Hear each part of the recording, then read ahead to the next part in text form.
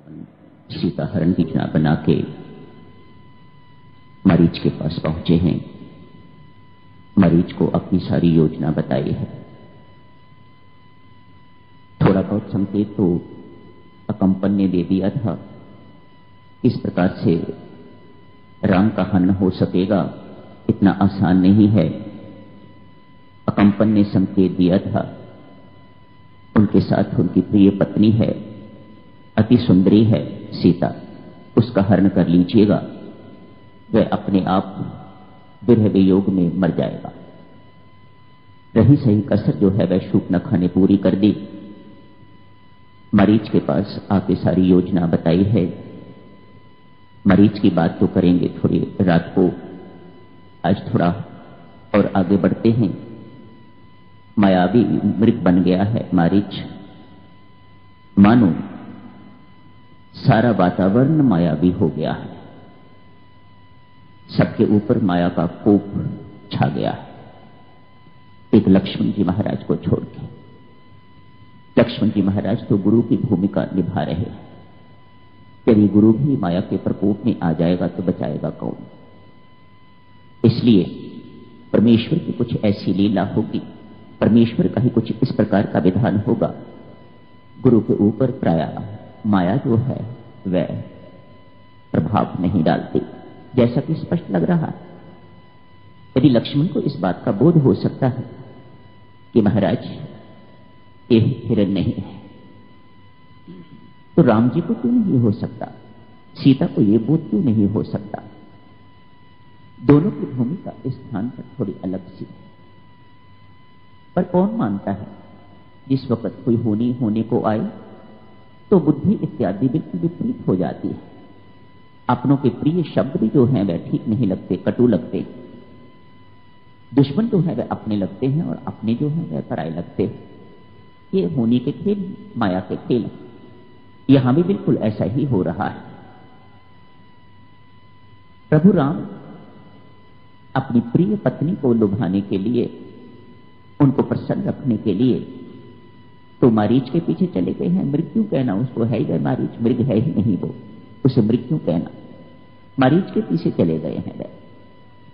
मारीच दूर ले जाता है प्रभु, बहुत दूर ले जाता है। उधर रात्रि का अंधकार भी होने वाला है, निशा। न जाने ये भी मायावी है या ये सचमुच की है, परमेश्वर जाने, इसका कोई संकेत नहीं है। बहुत दूर ले गया है मारीच राम को। योजना भी यही। ध्यान दें, अभी आपने पढ़ा है कहीं लक्ष्मण के बारे में कुछ नहीं लिखा हुआ कि लक्ष्मण को दूर कैसे करना है। ये कोई संकेत नहीं है। मरीच के साथ योजना यही है, राम को दूर ले जाना, राम को अलग कर देना। बाकी जो है लक्ष्मण के बारे में बिल्कुल कुछ नहीं कहा हुआ। ये कोई माया का ही खेल होगा। इस प्रकार से ये चीज बनी है आगे। भगवान राम दूर चले गए हैं। लक्ष्मण जी महाराज गुरु की भूमिका निभा रहे हैं, और गुरु के होते हुए जीव का कौन कुछ बिगड़ सकता है? राम विमुख हो गए हैं, प्रभु विमुख हो गए हैं, प्रभु दूर चले गए हैं, लेकिन फिर भी जीव बहुत सुरक्षित है, उसका कोई कुछ नहीं कर सकता। रावण वहीं सब कुछ देख रहा है पास ही। लक्ष्मण कहीं जाए हिले तो मैं प्रकट हो जाऊं। लक्ष्मण जी महाराज हिल नहीं रहे। जैसे ही प्रभु राम की झूठी आवाज सुनाई देती है, मानो राम पुकार रही हैं सीता को, लक्ष्मण को। वह मारीच के शब्द हैं, लेकिन आवाज इस प्रकार की उसने बनाई हुई है कि राम की आवाज लग रही है। हा लक्ष्मण, हा सीता, ये शब्द प्रभु राम के नहीं हैं, ये शब्द मारीच के ही हैं। सीता इन शब्दों को सुन के पुनः भ्रमित हो जाती है और लक्ष्मण को वह शब्द कहती है जो आदमी स्वप्न में भी नहीं सोच सकता।